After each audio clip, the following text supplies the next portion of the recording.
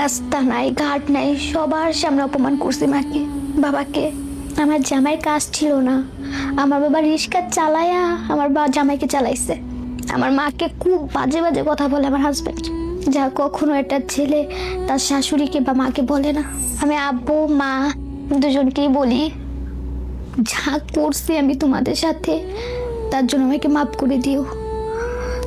জানি না কতটুকু মাফ করবা, তবে মাফ করে দিও, অভিশাপ আর দিও না।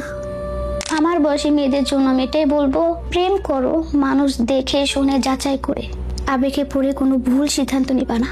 আবেগ জিনিসটা খুব খারাপ। না পারবা বাবা মাকে কিছু বলতে, নিজের ইচ্ছায় বিয়ে করলে না আত্মীয় স্বজনের কাছে মুখ দেখাইতে পারবা, লাস্টে বদনাম হবে, কলঙ্কে দাগ লাগবে, তুমি ডিভোর্সি। তোমার প্রতি ওর অভিযোগ ছিল কিছু নিয়ে? কোনো কিছু অভিযোগ নেই। উনি এখন বলে আমি খাটো। যখন সাথে ছিল তুমি যে একটু খাটো, এইটাতে কি তার শারীরিক কোনো অসুবিধা হয়েছে? না। কোনোদিন জিজ্ঞেস করছিলা? হ্যাঁ করছিলাম। কি জিজ্ঞেস করছিল? যে আমাকে নিয়ে তোমার কোনো প্রবলেম আছে থাকতে বা বসতে? বলে না, তুমি পারফেক্ট আছো আমার জন্য। নিজে মুখে বলেছে? একান্ত সময়ে? হ্যাঁ। তাহলে অসুবিধাটা কই আপু? এখন অসুবিধা কোথায় ও একমাত্র বলতে পারে। আমাকে সব জায়গা থেকে ব্লক করে রাখছে, সত্যি কথার অপরাধে আমাকে ছেড়ে দিবে। মানে তোমার হাইট কম, এইটা বিয়ের 2 বছর পরে এসে তার মনে হচ্ছে? হ্যাঁ। 2 বছর সংসার করার পরে ইভেন তুমি একবার বাচ্চা কনসিভ করতে গেছিলা? হ্যাঁ, 4 মাসের বেবি ছিল, নষ্ট করে ফেলছে।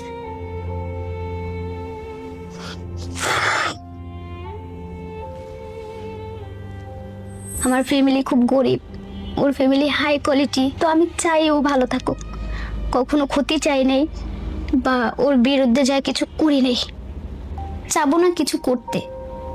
ও ভালো থাক, এতটুকু আমার বলার ওর জন্য।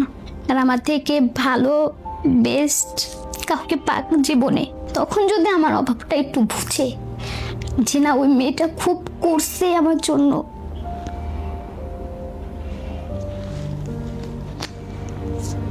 ভালো থাকুক, এতটুকুই বলার, আর কিছু না। আর যদি কখনো মনে হয় ফিরে আসবে, হ্যাঁ আমি অপেক্ষা করব তার জন্য, ফিরে আসতে পারে, কিন্তু জোর করব না। আপনাকে রেখে বিদেশ চলে গেল? ও সেই বিদেশে গেল,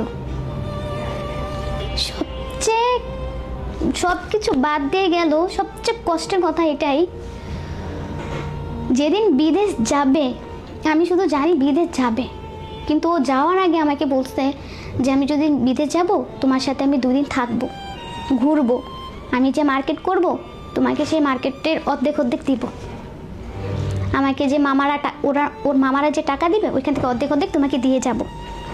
আমি তো অনেক খুশি যে আমার হাজবেন্ড প্রথম আমাকে কিছু দিবে, মেলা খুশি। তার মানে যাওয়ার দিনও বলে যায়নি তোমারে? জানতা না যে স্বামী চলে যাচ্ছে? না,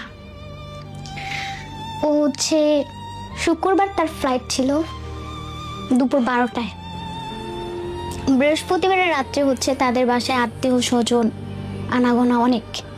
ও হচ্ছে বাবা মার একটা ছেলে, ভাই বোন নেই।